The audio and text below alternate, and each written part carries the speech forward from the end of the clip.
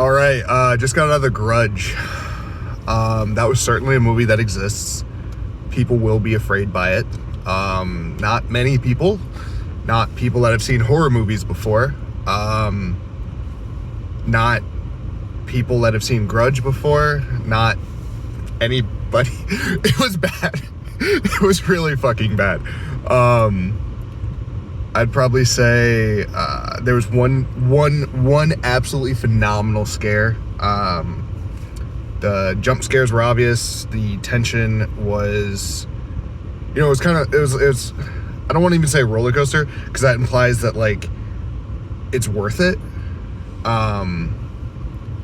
It'd be more like traffic jam.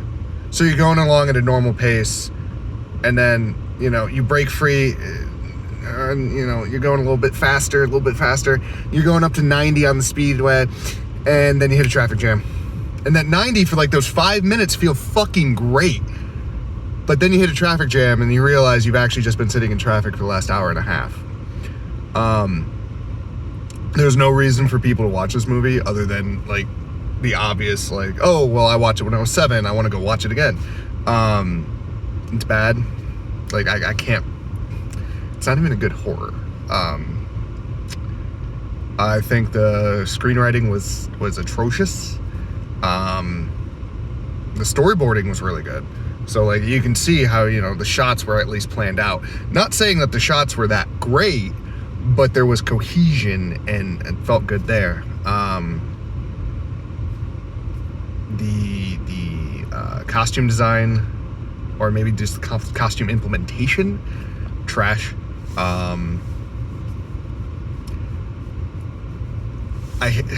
It's fitting that World War III is going to start soon because this movie is not how you want to start the year, and it's trash. You have no reason to see it.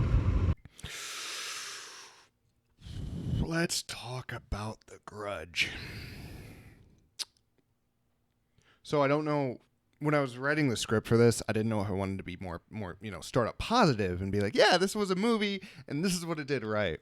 Or if I wanted to be truthful and be, this was a movie and here's everything it did wrong. And that list is so long. Like, this is my third take trying to figure out how to do this clip, because there's so much bad to talk about. I cannot suggest another human being pay money to see this movie. Perfect for a Netflix night when you just, it's rainy and you want to cuddle up and you want some popcorn in front of you, so you just go watch a movie on Netflix. It's great. It's perfect. Do it like that. Don't see it in the theater. It's bad. It's very bad. So, The Grudge, directed by Nicholas Pesh, who's he's a very talented horror director. And he was able to get one good scene and 2 good acting performances out of it. And the good scene is kind of a bit much. By good scene, I'm really saying it was a good jump scare and about the only time I was actually able to feel something about this movie. So the jump scare was towards the end when it's her child. And we have no reason not to believe it's not her child, because the child talks to her, which has been the one reason that's the dichotomy. If it talks, it's a human. If it doesn't talk, it's the Grudge. Well, this one talks, and then the child gets out of the bed, runs around, hits a shadow, turns into Melinda. Great, awesome. I jumped out of my fucking skin. The theater was like, holy shit, that was great. Everybody loved it. The performances by Risenborough and Cho, phenomenal.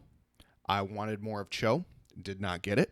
I wanted more reason to like Risenborough, didn't get it. And there's my compliments of the movie and everything that was good. So if you just want to hear a really positive review, especially after I just said what I said in the car review section, stop.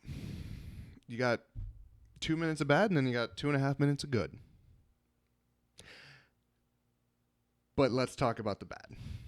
So, starting out, this was a hilariously poorly written dialogue movie, and that section I just said, how jumbled that was, is about on par for how good the dialogue was in the movie. So, it was so unnatural and not what a human being would say to another human being.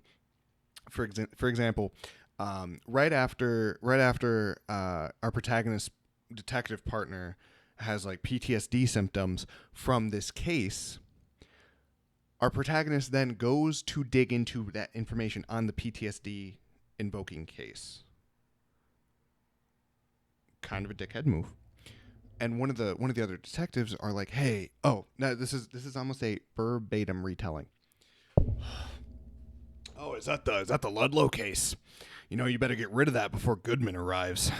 He never even stepped foot in the house. Never saw a cop do that." And you're like, "Wow, Graham, why did you wave your hands?" And I'm telling you, audience, because that's what they do. This is a movie in 2020 that thought it was a good idea to have that bit of dialogue in it. And that's kind of the golden standard at this point. As a horror fan, if you like jump scares, which nobody really does, this is your movie. There's a jump scare every, I'd probably say, about 3 minutes, which seems drastic, but it's needed. The pacing is exposition, exposition, exposition, jump scare, exposition, exposition, exposition. So you don't really learn anything in all that exposition, is the funny thing. There's flashbacks between 2004 and 2005 and 2006, and we're supposed to keep that straight and not confuse something, even though the settings are basically the same. And we're supposed to, not be annoyed that nothing really matters to the story. Because if it's 2006, which is the timeline on the movie, and you have a flashback to 2004, and those people are already we're told that they're dead, you're just trying to scare us, which is the point of a horror movie. But there's never that sense of dread. Like I'm saying, it's just that exposition, whoa, scare, exposition. So there's nothing to really tie that together. There's nothing to really tell me, hey, what happens in the house is going to be seen throughout the rest of the movie. No, that's just the point of the Grudge. That's just the baseline of the Grudge. Is this movie is about when somebody steps a foot into this house, they are now going to fucking die.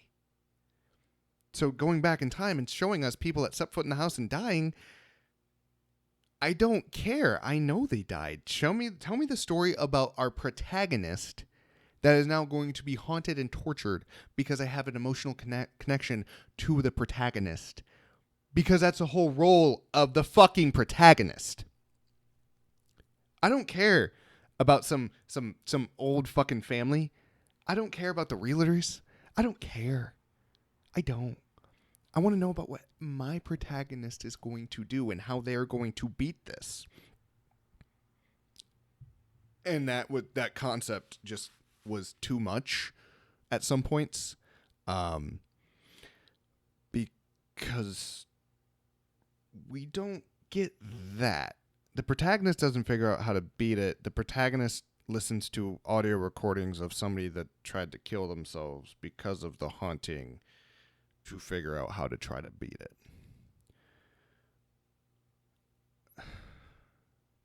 So there's never that sense of tension throughout the entire fucking movie. It was just waiting for a jump scare and jump scare and jump scare. We are talked down to as an audience because we're constantly told, not shown, what's happening. Like the detective saying, "Oh, he never entered the house." Why tell us that? Why not show us that? This is a movie. It's moving pictures. And you can't show us that he didn't enter the house, so therefore he is not cursed. Even though, the case was a year ago, and he would have already been fucking dead if he entered the house. I digress. Um, that's really that's the best I got on this movie. You know, it's an hour and it's like an hour and a half, hour 34 minutes, I think. After the first 20 minutes, everything else is non-consequential to the next thing. So let's say, let's phrase it like this. After the first 20 minutes, the movie then goes A, B, C, and that's a scene. B, C, D, and that's a scene. D, E, F, and that's a scene. So you can't get to F without D, but you definitely don't need D to get to A. Or I'm sorry, A to get to D. But that's how it works. And my mind is blown. Any horror fan that watches this, the most common trope in horrors is the rule of three trope. In honestly a lot of things like wrestling. If you ever see somebody do something 3 times, the third time, guess what? It's gonna backfire. In horrors. Hello?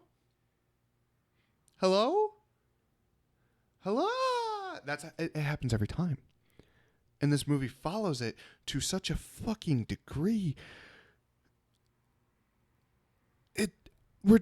We're talked down to, and we're basically treated like we're idiots the entire movie.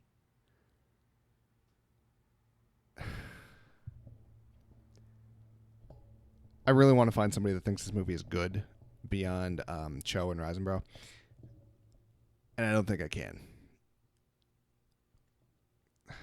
Don't waste your time. Don't waste your money. This 12-minute review is more than I should have given it. But holy hell, it was bad. Hopefully the next one's better.